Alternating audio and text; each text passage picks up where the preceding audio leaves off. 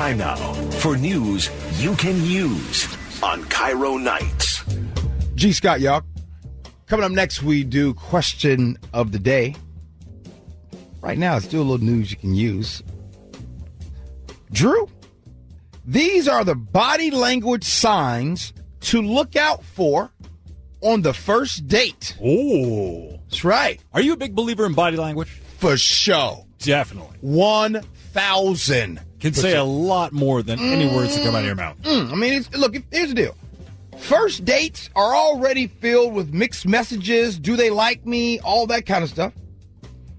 But Rutgers University anthropologist Helen Fisher says that the human body knows within 1 second whether someone's physically attractive or not. Wow.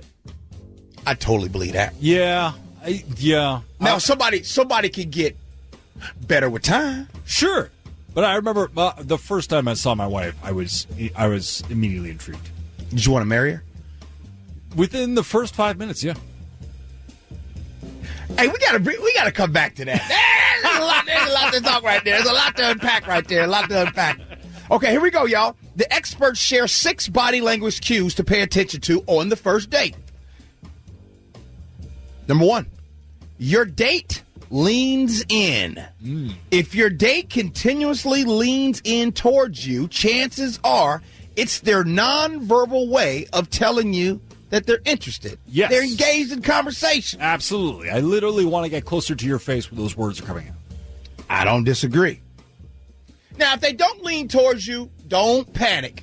But just let you know, if they're leaning in, hey, all about you. But if they lean back, you might need to tic-tac. Dude, we don't have time for comedy right now.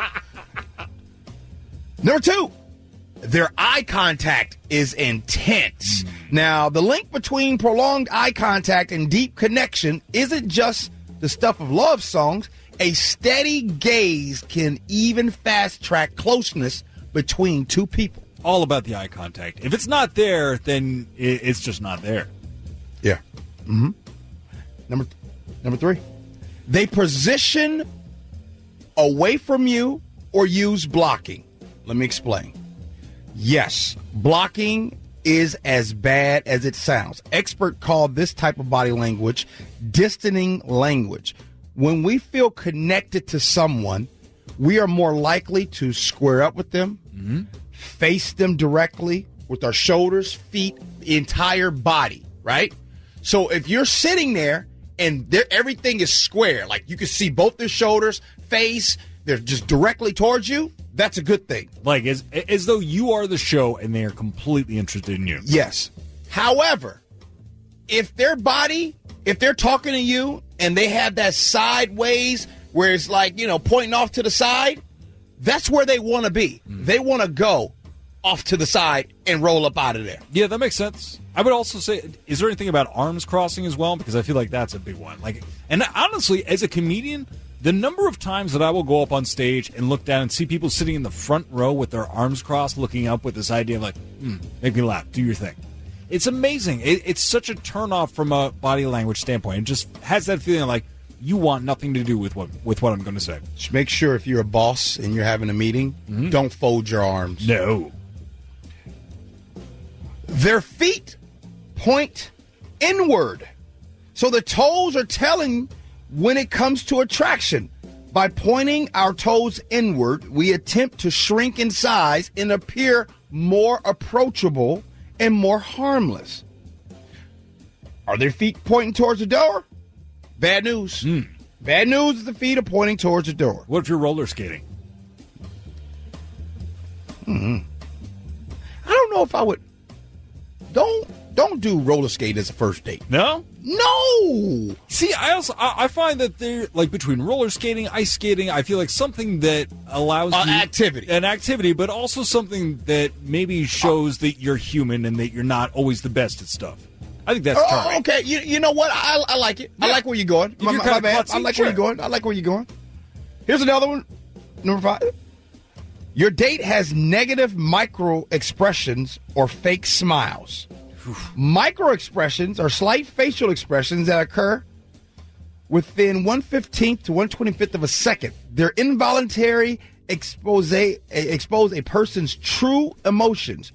So your date might be a pro at forced smiles, but then you can kind of catch a few cringes here and there. A fake laughter is much more the thing that I'm on the lookout for. I think fake laughter can be... There's some people you can tell who have a really good fake laugh, and then the people that don't, that just try and kind of go through the motions. I feel like that's even worse than not laughing at all. Right. Yeah.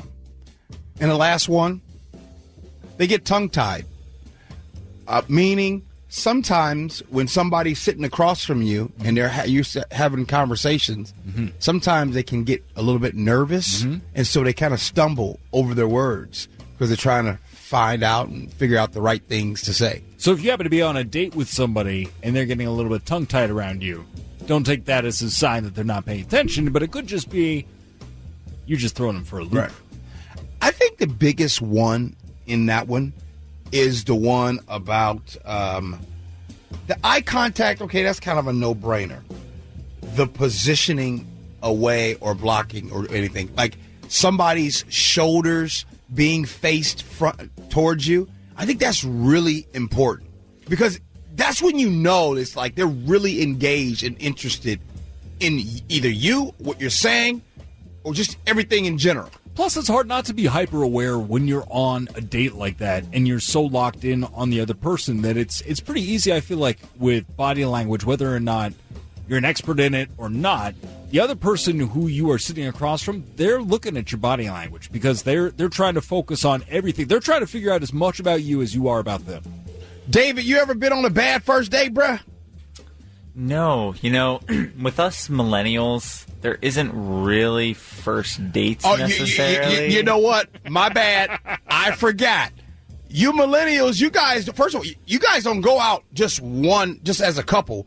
You guys will go on dates with a group of people, and you don't even call them dates. You call it let's hang out. Sure. In high school, definitely. In sort of later young adult years, you choose to hang out together, but it's not really a date. It's like, let's meet at a bar, or let's meet at a bowling alley, and it is something where you go so that you have something else to kind of do and talk about that'll keep you talking. And I find that to make for less bad dates, because even if you're not feeling the chemistry, you still have other stuff to do, and you can sort of distract the conversation with different things, and it doesn't veer often towards like, we're sitting down at this dinner and we're eating and I'm having to look this person directly in the eyes, and that seems a little bit intimidating, I think, on the first date. Are you trying to say us Gen Xers and baby boomers, we do it in a bad way? Not a bad way, no. I mean, I don't know how well it works or how well it works for millennials. It's the only way. Hey, whatever worked for you guys, that's great. It worked for you. Your parents met hitchhiking, right? Yeah, or they met on a Christian commune in Northern California after hitchhiking there. Oh, yeah. Gotcha. The rest is history. They actually their first date was their first date was seeing a showing of Ben-Hur. I like that movie. Yeah, it's very, very sweet, very romantic. Would you just stop dating somebody altogether if they just had terrible body language? Yes, no doubt about it. Terrible body language, terrible manners. I think that the older you get, I think the whole looks thing, you just throw that out the window. Yeah, I agree. I think the body language thing, though, is so vital because that also is a huge indicator on just kind of personal self-confidence as well. Yep. Well, there's news you can use. At least somebody. I hope you took one thing out of that one. And then how about David just schooling us all? Just like, hey, man, you Gen Xers and baby boomers, you guys are way too serious. Just go hang out at a bowling alley. I kind of agree with him on that one, actually. Coming up next, it's time for Question of the Day. Listen to KIRO Nights. G. Scott.